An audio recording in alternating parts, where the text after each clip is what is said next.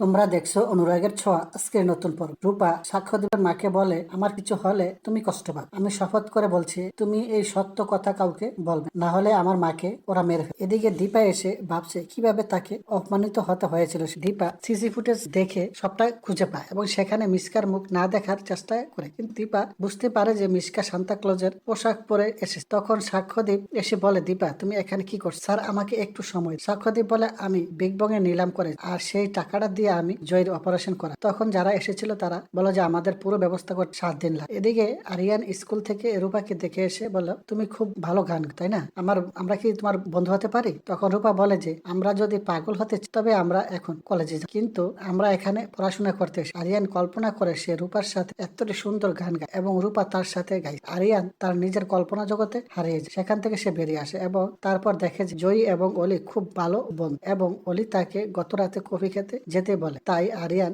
জয়ীর সামনে অলিকে বলে, তুমি আমার সাথে কফি খেতে যাবে? এবং অলি হতবাক হয়ে যেতে রাজি হয়ে যায়। আরিয়ানের সাথে রূপা সোনাকে এক পেশে নিয়ে যায় এবং বলে, সেদিন তুমি স্যানকে পার্টিতে দেখে রিয়াক্ট করেছ আর আজ তুমি আবার অন্য ছেলের সাথে যাবে। তোমার বাবাকে আসতে দাও, তাহলে তুমি যেখানে খুশি সেখানে যেতে পারো। সোনা বলে, তুমি আমাকে কন্ট্রোল করতে পারে না তাই না?